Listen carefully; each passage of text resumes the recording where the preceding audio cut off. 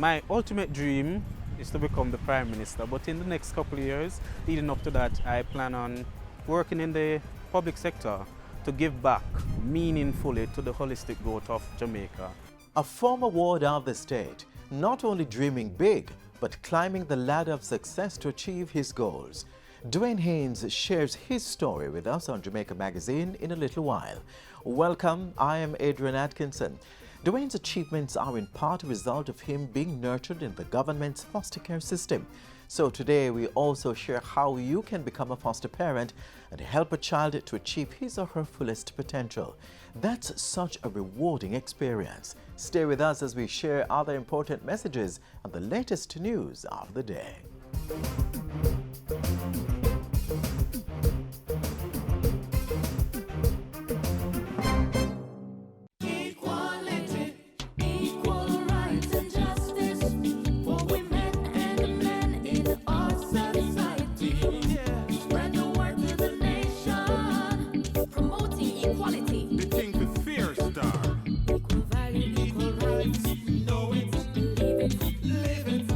It's time for us to get it right.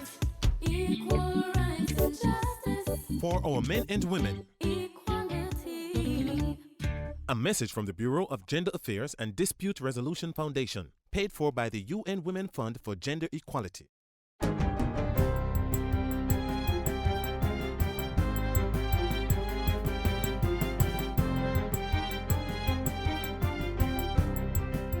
Good day, I'm Stephen McHugh, and this is your JIS News for Thursday, March 30.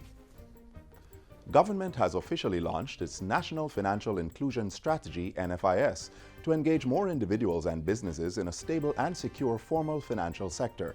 The NFIS was unveiled at the Jamaica Conference Center on Wednesday. Speaking at the launch, Finance Minister Audley Shaw stressed that financial inclusion was a facilitator of economic growth, government's ultimate goal. The National Financial Inclusion Strategy is the government's commitment to creating the enabling environment which makes it easier for Jamaicans to save, to invest, to do business, and obtain relevant financial products and information to empower themselves. Financial inclusion is about prosperity and sustainable economic growth. The strategy is structured around 4 main pillars of reform and a supporting infrastructure foundation. There are 11 impact indicators or targets to be achieved by the year 2020, under which there are 53 action items. The action items cover several thematic areas, including consumer protection and financial literacy, very key, retail payments and financial infrastructure, housing finance, and medium and small business finance and agriculture, very key areas. Implementation of the strategy will be managed by the Financial Inclusion Steering Committee, which is chaired by the Governor of the Bank of Jamaica. That committee will report to the National Financial Inclusion Council, which had its first meeting Wednesday morning. The council was established by the Minister of Finance, who is also chair of the body. Education Minister Senator Ruel Reid says he's in discussions with tertiary institutions to implement an affirmative action policy for poor and vulnerable youth. The policy will support state-funded bonded scholarships for PATH recipients who are pursuing degrees aligned to government strategic priorities, such as those in the global services outsourcing sector. Minister Reid says he's already had discussions with the University of the West Indies, which has expressed an interest in starting the program. I'm going to have to shake up the whole education system, the whole tertiary system, to say we have to find a way to make sure all the same students who we are taking from the margin, who need to go from grade 11 to grade 13 and beyond, we have to find a path for them. Minister Reid was speaking on Monday during a forum with stakeholders in the education sector. The forum was held to discuss how institutions must restructure to best meet the growing business process and knowledge outsourcing needs of the labor market. As of this Saturday, April 1, the Accountant General's Department, AGD, will only accept barcoded life certificates from pensioners. Accountant General Carleen Murdoch says the document will improve service delivery to pensioners. We started to use the barcoding format about 2 years ago. And one of the reasons that we went to that, one of the main reasons we went to that format was that we were trying to avoid or prevent or mitigate some of the risks that are associated with just any life certificate being sent to us.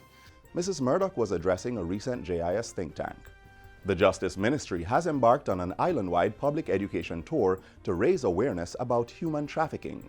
Justice Minister Delroy Chuck says Jamaica is aiming for Tier 1 ranking in the Trafficking in Persons report that's published by the United States Department of State.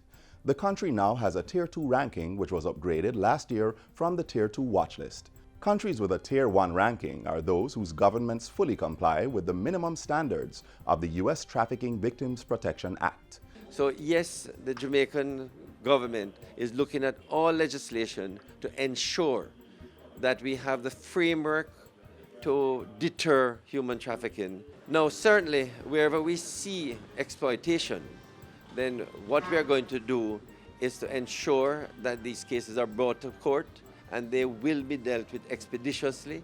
During Wednesday's launch of the public education tour, members of the Justice Ministry marched to Halfway Tree to hand out flyers, brochures, and bumper stickers with the message to stop human trafficking. The tour will continue during the next few weeks under the theme, Be Wise, Open Your Eyes, Spot Them, Stop Them, Report Them. And finally, the Department of Correctional Services, DCS, says there are no reports to suggest that the bus assigned to the Metcalf Street Secure Juvenile Center, which was damaged by gunfire Tuesday, was targeted by gunmen. Notwithstanding, a meeting was planned for today to discuss security concerns with representatives of the Ministry of National Security, the Department of Correctional Services, and the Denham Town Police. In the meantime, the DCS says the matter was reported to the Denham Town Police, who are investigating. A statement from the department reveals that at about 7:50 p.m. Tuesday evening, the windshield of the bus was damaged during gunfire along Hannah Street. None of the 3 members of staff in the vehicle at the time of the incident was injured. 2 of them who turned up for work received counseling. And that's it for JIS News Today. I'm Stephen McHugh. Thanks for watching.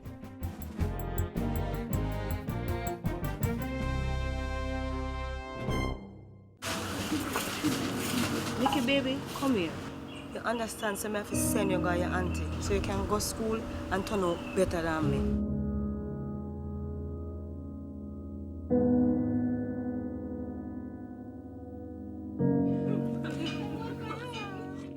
When I go be night time. Piggy, come finish your work. If you or anyone you know has been a victim of human trafficking, call 811 or 1-888-PROTECT. Be wise. Open your eyes. Spot them. Stop them. A message brought to you by the National Task Force Against Trafficking in Persons. The government, through its support agencies that see to the welfare of children, has been able to leave indelible marks on many lives it has touched. Dwayne Haynes is one of them, and he shares his story with us.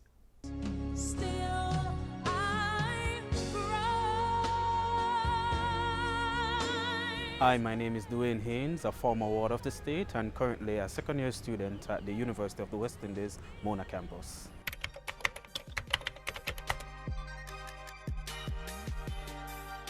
I ended up becoming a ward of the state because my mother became mentally ill shortly after I was born. I ended up on the streets, and from there the police came and took me to the Maxfield Park Children's Home, where I stayed for the first 8 years of my life until my grandfather became aware that I was in the Maxfield Park Children's Home and came and took me as a foster child. Being a foster child meant that I was in the direct care of a parent or guardian or somebody who the state vested their trust and interest in, but at the same time I was still under the ambits of the state per se.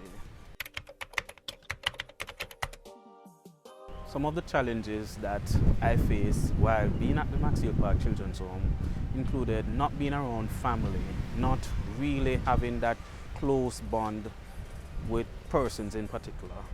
At present, I'm kind of having those challenges, but it has improved drastically since I ended up being with my grandfather, who, though at the time he was past the age legally to adopt or to foster a child.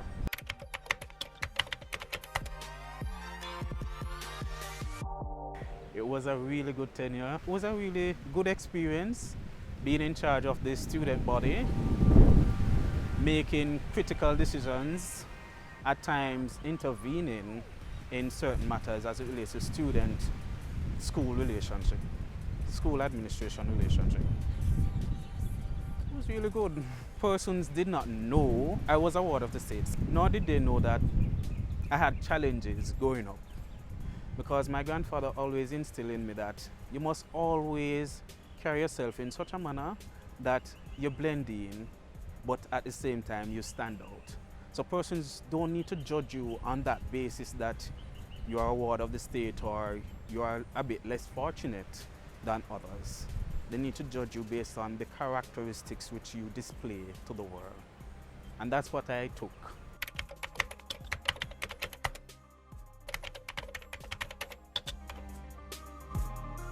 About a month or so before my tenure as head boy was about to end, I wasn't thinking about university any at all because I was looking at my circumstances which would have prevented me from pursuing a higher level of education.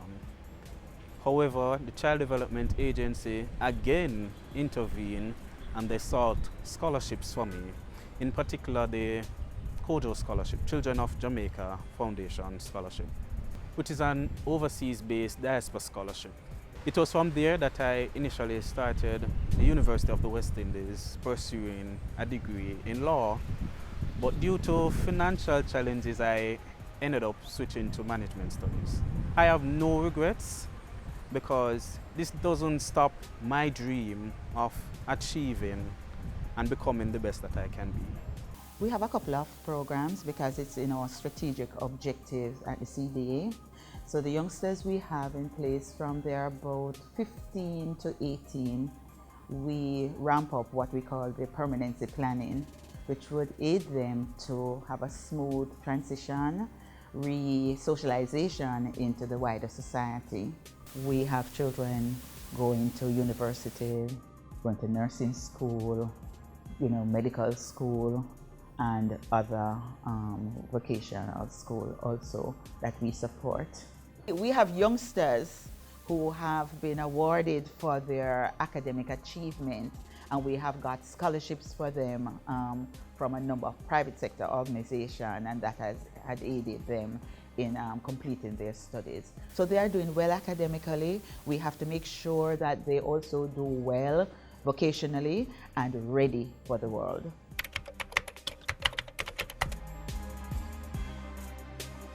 My ultimate dream is to become the Prime Minister, but in the next couple of years, leading up to that, I plan on working in the public sector to give back meaningfully to the holistic growth of Jamaica. Because for me, I see that there is need for active youth participation in government policies, direction, etc. My advice to each and every ward of the state is to not accept mediocre. We must always look ahead and say somebody else is worse off than me. So what am I going to do with the opportunities which come my way? Take those opportunities, get involved, be more extrovert. It's a bit hard in light of the fact that you are faced with adverse challenges such as rejection and so forth, but we can do it. I'm in the process of completing my degree and fulfilling my dreams. You can too. Yet still I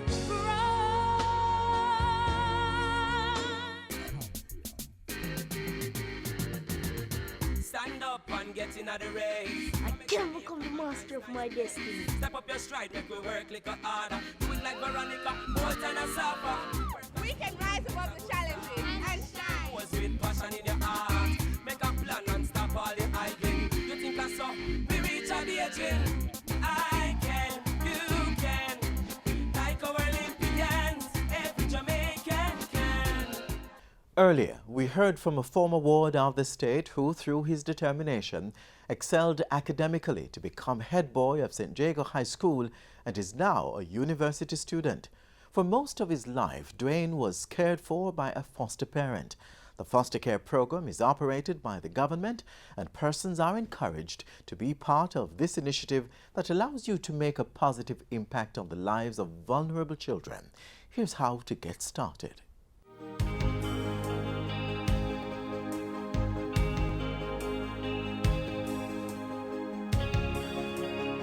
Many children in Jamaica face extremely difficult realities in their families and communities. In some cases, their parents cannot care for them, and there is no one in the community to give these children the care and protection they deserve. So the government authorities have no option but to remove them from the situation and place them in the care of a state agency. These children need our love and compassion. Have you ever considered how you could contribute to the government's effort to do just that? Yes, you could, by becoming a foster parent. Foster care provides a safe family haven for children aged 0 to 18 years who have become wards of the state. Who can become a foster parent? Anyone who has a love in their heart for children, to take care of somebody's child who is not their own. Anybody between the ages of 25 to 65, a single person, a couple, and somebody who just wants to give to a child who does not have their biological parent to take care of them. The emotional aspect of it is the part that we mostly emphasize, because the government gives a small stipend, which that in itself cannot encourage anyone to be a foster parent. They definitely have to have the love in their heart, really want to help a child, and want somebody to become a part of their family. There is a process. The first thing is you need to complete an application form. The application form really asks for basic information as it relates to the applicant. They also have to submit 2 photographs, which is stamped and certified by a JP. And they also have to submit 2 references from notable persons. We go through the application form, and if it is that we are satisfied that this person can become a foster parent based on the information that is provided, then it is signed off, and then we do a intensive home assessment. So we visit the home, see where the child is going to be staying. We talk to family members to find out how they feel about this new child coming into the home.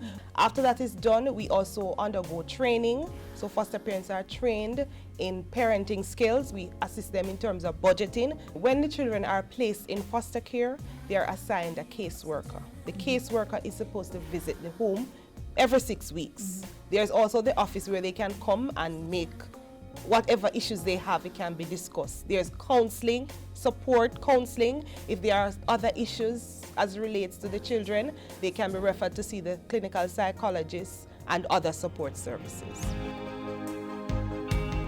A foster parent should treat a child just as his biological child. The basic rights of a child: provide clothes, food, shelter, ensure that the child is in school.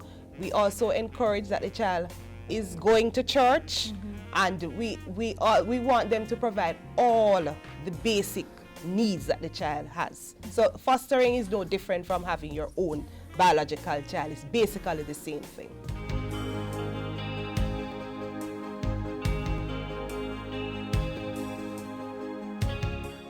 It's been 11 months. 7 years.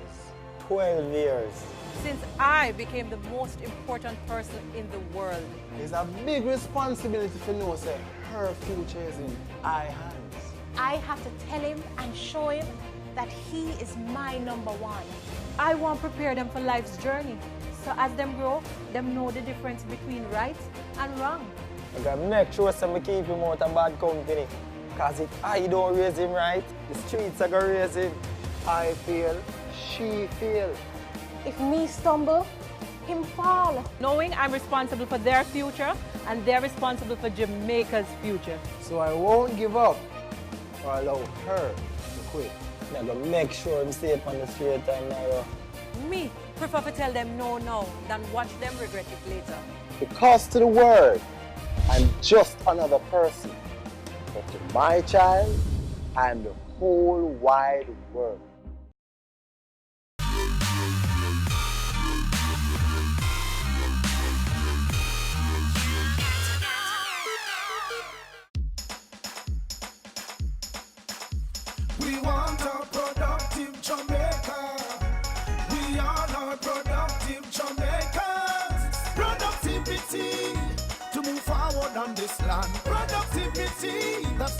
go, we should understand. Productivity is the way to go for all us Jamaicans. Small business, big business, old and young, we are tell every woman and man. We want growth and prosperity for a better nation with a building plan. So we can build our product and sell our product and put more money in our hand. Our economy can rise to a level and build a better nation. Productivity to move forward on this land. Productivity, that's the way to go, we should understand. Productivity to move forward on this land. Productivity, that's the way to go, we should understand. Productivity. Productivity, Pathway to Prosperity. A message brought to you by the Jamaica Productivity Center, a department of the Ministry of Labour and Social Security. Up next, we turn the spotlight on the offerings of the Jamaica Library Service.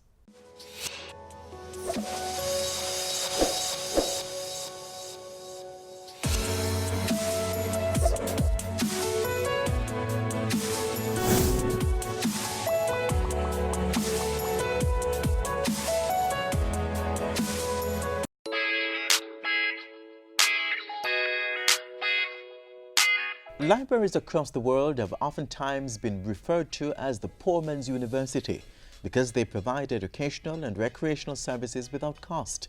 The St. Anne's Bay Parish Library stands in tribute to a man who believed in the value of the application of information and education.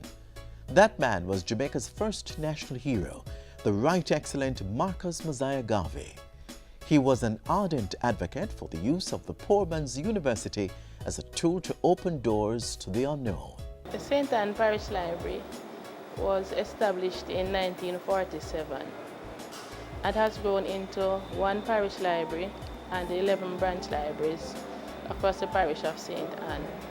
The testimonies to Marcus Garvey are not only etched in stone and on paper, but the library continues to share his legacy by providing services to the vulnerable and disenfranchised. In addition to regular library services, we also offer special services to the inmates at Top Hill Correctional Center in Bamboo, and we offer a service also to the residents at the St. Anne Infirmary. Our special project that is dear to our heart in St. Anne is the My Little Boy to Tell program, Parents Reading with Babies and Toddlers, and we offer that monthly at the Women's Center in St. Anne's Bay. In using Marcus Garvey's legacy to transform lives, the library created the Marcus Garvey Center to share printed and audiovisual material about the man and his contribution not only to Jamaica, but to the world. Through the Global Libraries ICT project, technology is being used to influence how library users learn about this world-renowned son of St. Anne and how they interact with other programs and services. Under the Global Libraries ICT project, St. Anne was allocated 80 computers which were distributed across the network, and that has allowed us to offer ICT services in some rural areas where we were not able to do so in the past. Through the project, we were also able to upgrade our Wi-Fi service. While the internet and related media have been touted as the marketplace for the young, through the Senior Citizens Computer Training Program, seniors have become tech-savvy. It helps the seniors to function better in today's society. As we all know, everybody is going technological. The beneficiaries of the training have proven to be willing, excited, and eager to learn. I'd like to invite and encourage all those who are around and are thinking like myself that the age of experience does it all. Think again, there is still something we can learn. I really like the computer because it is faster than letters and things and the telephone and things like that. Marcus Garvey believed that all the knowledge that you want is in the world, and all you have to do is go and seek it. The St. Anne Parish Library Network is inviting you to use its resources as a means of acquiring this knowledge. We're talking about improving knowledge base, giving students access to education, access to research, which really provides the foundation for the future growth of Jamaica and the world in general. Become a library member with the Jamaica Library Service and learn how you can transform your life and community.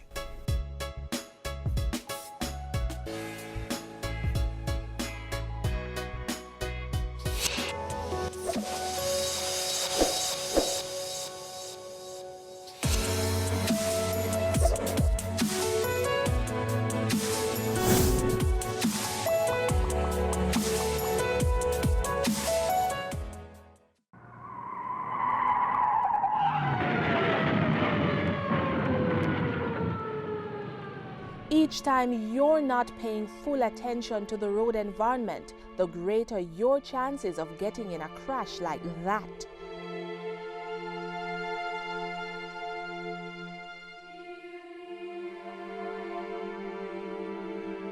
Plan routes to avoid focusing on GPS systems, prevent children from roaming in motor vehicles, turn down the volume of car stereo systems, pull off the roadway if you have to use mobile devices, do not read, watch television or eat while driving, avoid multitasking, and keep conversations with other passengers to a minimum.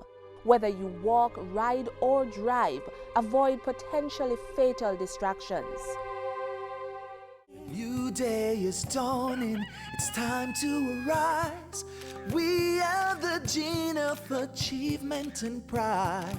A bold new beginning, time for action.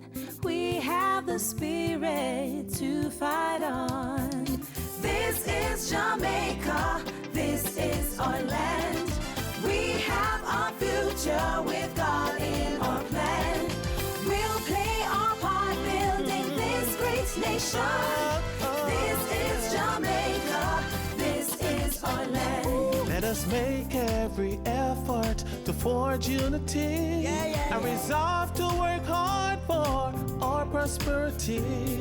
Leaving our children a legacy of hope, breaking the shackles and smashing the yoke.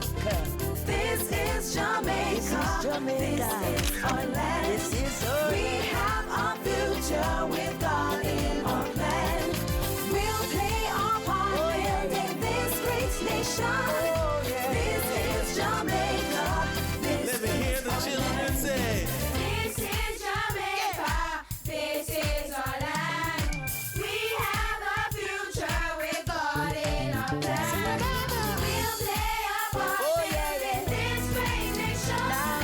This is Jamaica. Come on, everybody, let's sing. This is Jamaica, this is our land. We have our future with God in our plan. We'll play our part building this great nation. This is Jamaica, this is our land. Thanks for watching Jamaica Magazine. I hope you found our program very informative. Let us know by sending your feedback to jamaicamagazine@jis.gov.jm or via tweet at JISnews. You can also visit our website jis.gov.jm for more information. On behalf of the entire production crew, I am Adrian Atkinson. Do take care. This has been a production of the Jamaica Information Service, the voice of Jamaica.